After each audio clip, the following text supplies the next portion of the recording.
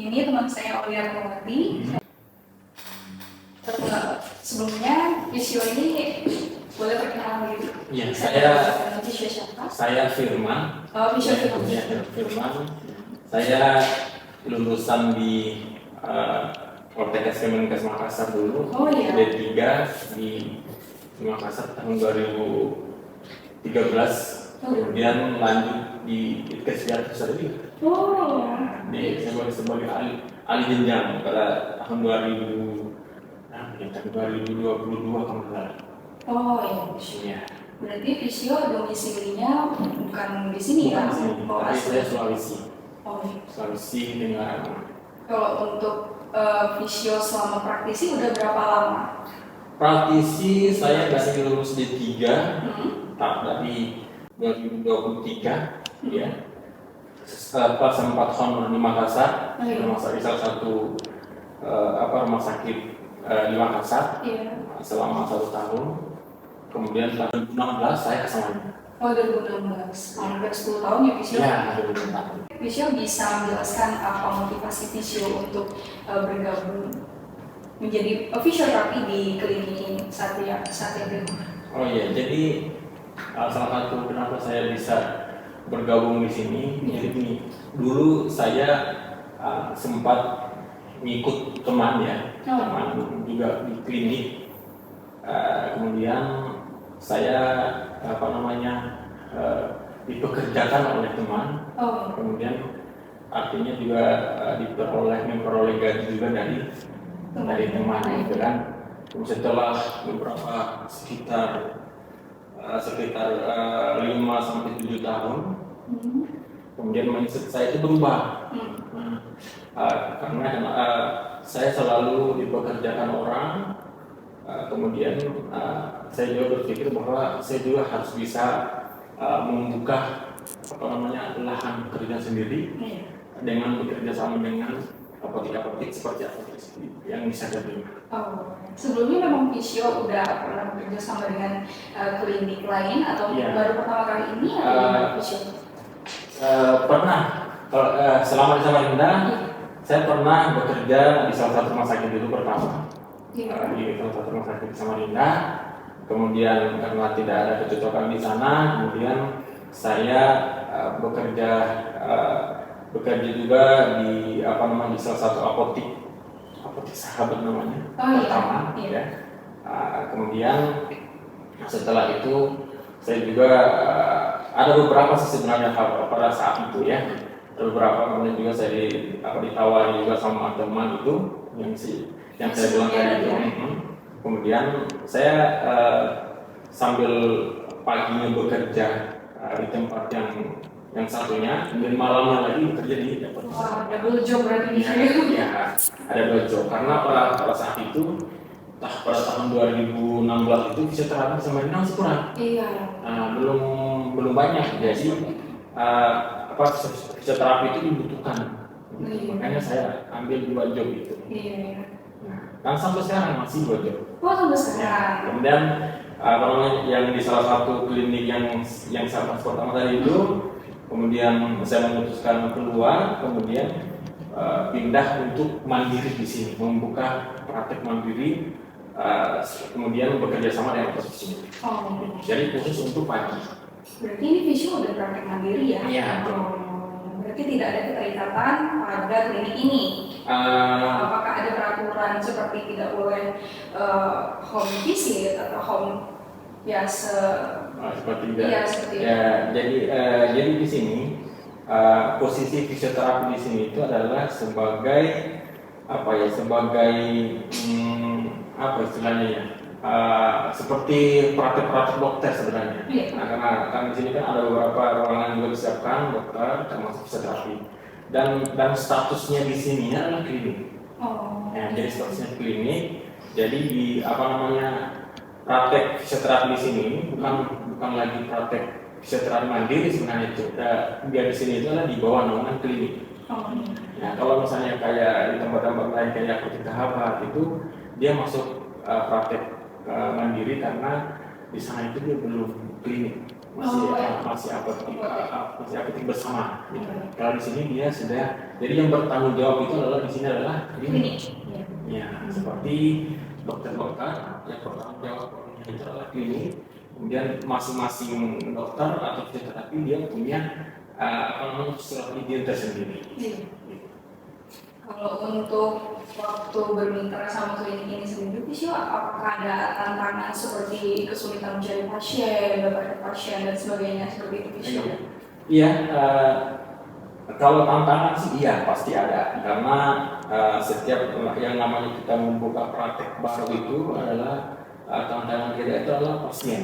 Iya. Nah, tapi bagaimana karena saya juga sudah sudah mulai praktek dari 2016 sehingga jadi pasien-pasien itu mereka itu sebenarnya lebih sudah mengenal sudah mengenal saya, maksudnya dari segi pengenalan saya, komunikasi saya, kemudian dari segi semuanya lah, sehingga dimanapun saya praktek pasti pasien cari.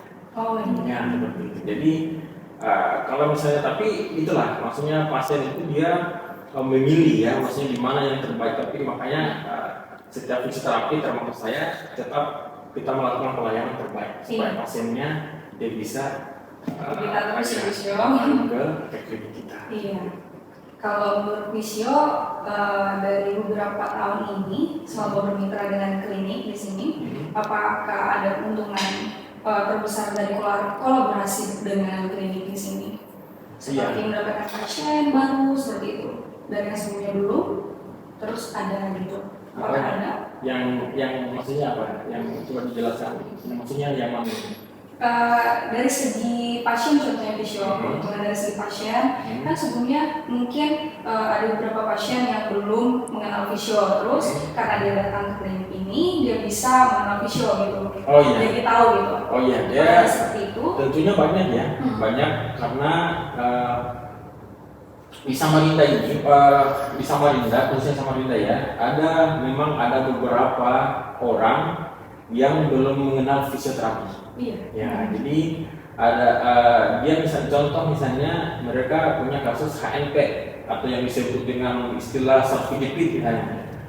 Mereka itu lebih memilih ke tukang urut, ya gitu kan. Setelah dilakukan setelah diurut, kemudian tidak kunjung sembuh, malah bahkan ada yang lebih parah, barulah mereka ke dokter. Setelah itu dokter kemudian melakukan pemeriksaan di MRI misalnya, kemudian muncul diagnosa ternyata itu adalah HNP, dan dokter itu dia menyarankan ke fisioterapi. Setelah mereka datang ke fisioterapi, mereka nanya, oh jadi ini harus fisioterapi ya, seperti itu. Jadi setelah saya tanya, ternyata mereka itu sudah dibawa kemana-mana. Setelah dilakukan fisioterapi selama 6 kali, kemudian kita evaluasi, ternyata perkembangan itu meningkat kemudian dia yang sakitnya yang sakit sekali setelah fisioterapi 6 kali dia merasa enakan. Jadi di perubahannya itu sangat signifikan. Kemudian mereka disitulah mereka tahu, oh ternyata ini harus dilakukan fisioterapi, kemudian tidak boleh diurut. Iya. Oh, jadi teredukasi juga ya. Ya, makanya salah satu tugas kita fisioterapi adalah mengedukasi pasien, memberikan penjelasan ke pasien, mengenalkan fisioterapi. Iya. Ya, seperti itu. Bagaimana cara Visio memasarkan layanan fisioterapi ke orang-orang yang belum mengetahui tadi? Iya. Kalau mereka belum mengidap penyakit tadi itu Visio. Iya, jadi tentunya dengan pemahaman dengan edukasi dengan yang berbasis dengan keilmuan fisioterapi ya. Karena kalau misalnya kita hanya sekedar melakukan kayak tindakan fisioterapi, intervensi fisioterapi dengan alat, itu kita tidak dianggap ini kalau pelayanan medis yang untuk pilihan mereka. Nah, karena di Samarinda ini bukan hanya Samarinda ya, ada seluruh Indonesia ada praktek yang mengatasnamakan fisioterapi. Nah, jadi mengatasnamakan fisioterapi juga mereka melakukan memberikan alat intervensi seperti alat fisioterapi, tapi mereka tidak punya Surat izin. tidak punya surat izin, kemudian mereka juga tidak punya ilmu pengetahuan tentang fisioterapi. Iya. Nah, makanya kita sebagai fisioterapi, kita bukan hanya dari segi pelayanan, kemudian tindakan yang dilakukan pasien, intervensi yang sesuai dengan apa yang dipelajari di kampus, tapi kita juga melakukan mengedukasi pasiennya kondisi pasiennya. Waalaikumsalam. Ya. Atau dilanjut aja dulu. Sekali lanjut ya. Oh, boleh. Jadi pasien itu gimana caranya kita menjelaskan ke pasien bahwa ini adalah pasien salah satu kondisi itu adalah kondisi stroke misalnya, dan tidak boleh dilakukan di suhu misalnya. Kenapa nggak bisa? Kita harus jelaskan dengan data yang berbasis dan Oh. kalau misalnya kita hanya menjelaskan ini nggak boleh diurut karena itu dia nggak bisa. Iya. Harus kita menjelaskan yang berbasis dari evidence, harus sesuai dengan kaidah ilmunya. Iya. Supaya mereka paham bahwa oh ternyata otak kita itu membutuhkan gerakan informasi, sehingga apa yang kita lakukan itu apa yang kita informasi ke pasien, kemudian langsung pasien itu dilakukan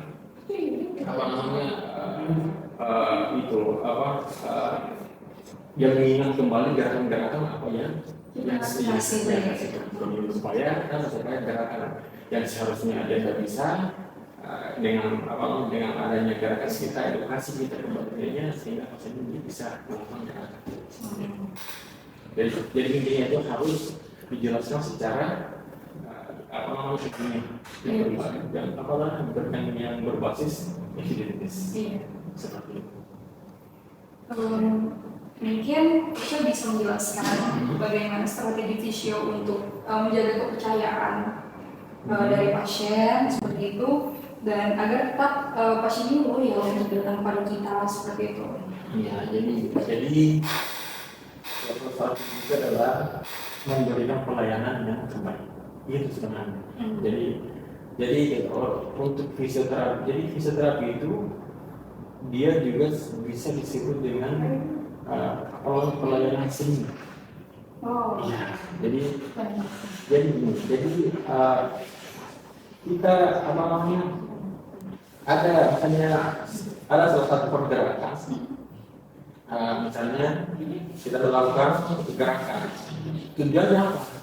Tujuannya itu adalah supaya pasiennya bisa beraktivitas kembali. Dan gerakan itu kita bisa modifikasi, tapi tujuannya sama. Seperti itu. Misalnya kita melakukan aktivitas fungsional pada pasien stroke, misalnya dengan gerakan-gerakan yang diajarkan di kampus misalnya, dengan cara ini.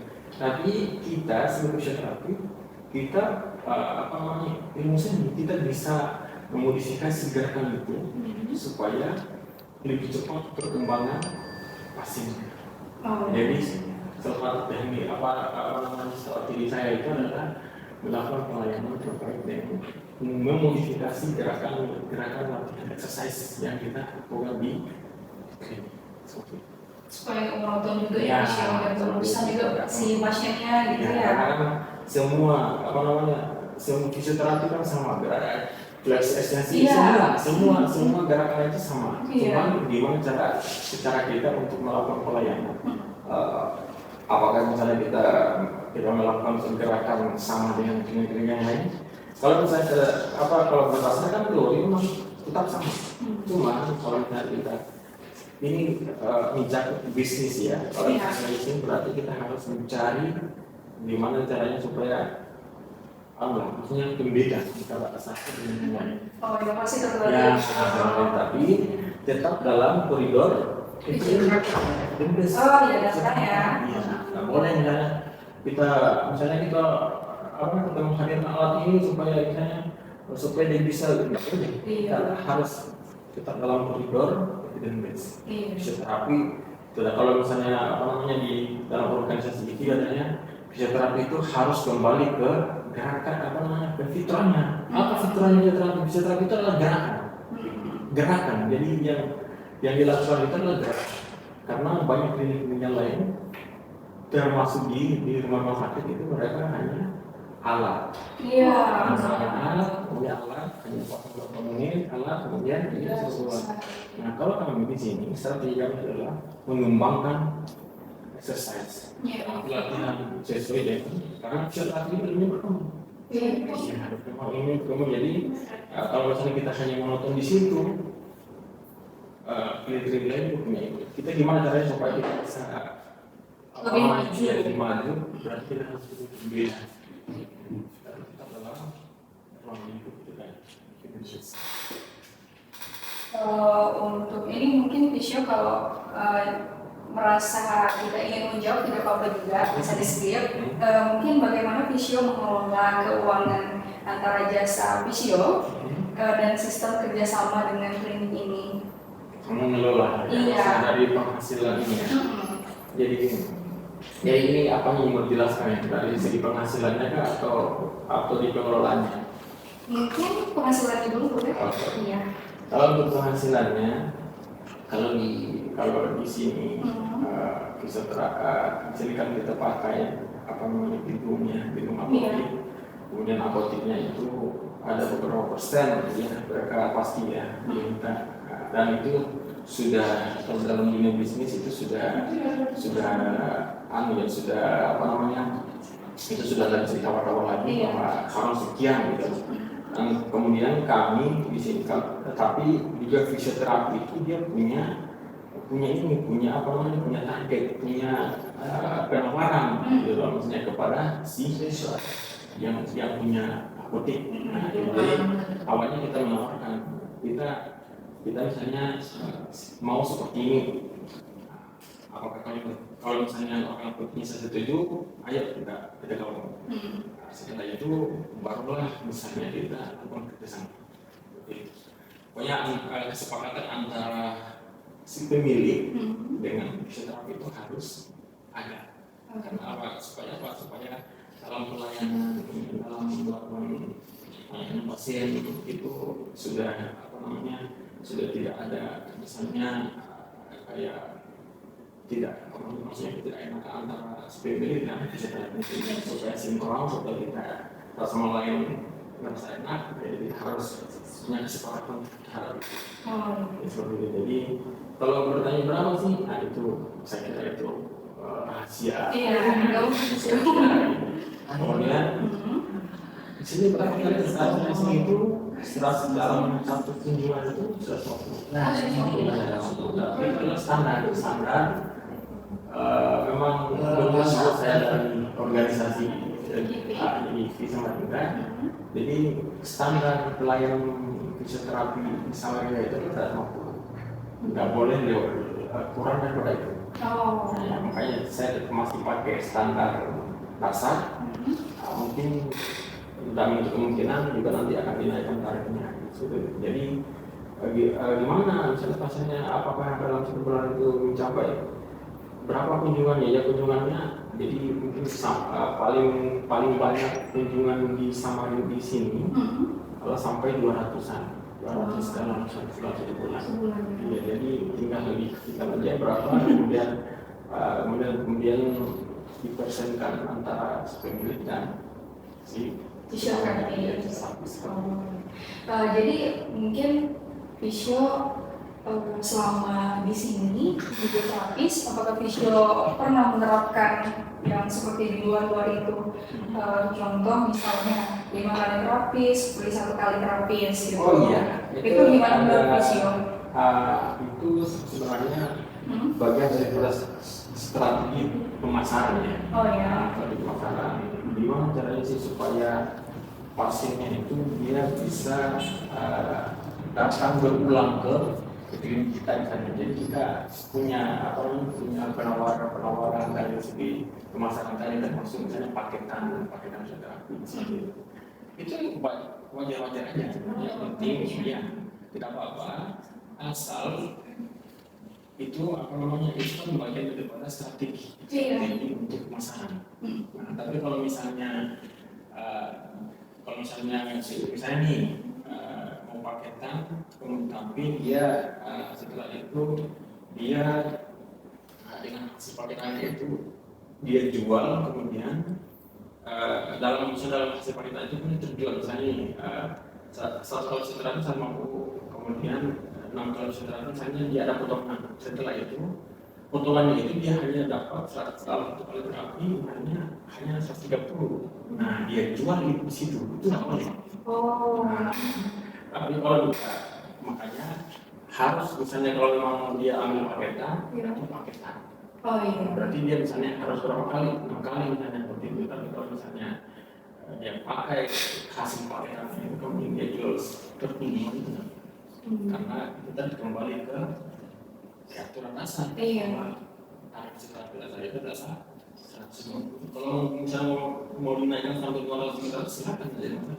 Asal nggak boleh di luar kurang daripada itu. Iya, di bawah 150 tadi visio. Jadi intinya itu kalau paketan itu adalah salah satu target strategi bersama. Itu menjadi masalah. Oke, visio.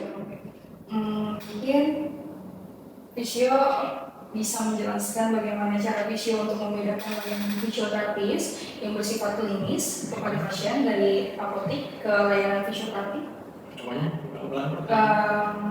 Cara visio membedakan layanan fisioterapis yang bersifat klinis tadi yang murni dengan layanan yang bernilai bisnis. Oh iya. Iya. Jadi ini ada jadi gini. Kalau misalnya kita misalnya nih kita menghadapi pasien menerapkan seperti itu, sebenarnya kalau saya tetap, maksudnya itu saling beriringan ya, beriringan, nggak boleh misalnya di salah satu nggak boleh. Karena kalau misalnya saya nih kita lakukan misalnya kita lakukan pelayanan, tetap kita pasien ini kita tetap menjelaskan bukan seperti harus dijelaskan secara detail, kemudian harus dijelaskan secara ilmiah bahwa kasus ini harus dilakukan terapi secara bertahap misalnya. Dan misalnya ini kasus itu hemorrhage misalnya dari setelah 3 hari kena itu harus dilakukan secara selama 6 kali berturut-turut. Nah, kalau misalnya kalau berbicara secara bisnis itu kan sebenarnya pasiennya didiskriminasikan lebih bagus, karena artinya pasiennya juga membayar kita kan seperti itu. Tapi kalau memang kalau secara teori bahwa dengan kasus yang kondisi seperti ini harus dilakukan. Ya, paham kan? Ya, jadi yang saya itu dia sejalan. Adapun misalnya ada hal-hal yang lain, misalnya si pasiennya misalnya pasiennya yang seharusnya misalnya nilai ototnya misalnya sudah 4 dan kemudian misalnya kita sudah kurangi daripada durasi waktunya, misalnya harus ini pasiennya sudah bisa seminggu sekali terapinya, karena kita misalnya tuntutan bisnis ya, makanya kita harus lakukan misalnya setiap hari lagi nggak apa-apa. Itu kalau bagi saya itu enggak, saya tidak pakai. Saya tetap berbasis itu tadi. Tetap berbasis karena dengan kita membangun hal seperti itu, maka pasiennya akan datang sendiri. Seperti itu. Mungkin Visio ada saran untuk kami seperti mahasiswa fisioterapis ini yang ingin mengembangkan karir sekaligus menjadi entrepreneur di bidang kesehatan. Jadi fisioterapis. Iya. Saran ya. Iya. Jadi ini, kalian ada yang mahasiswa. Iya.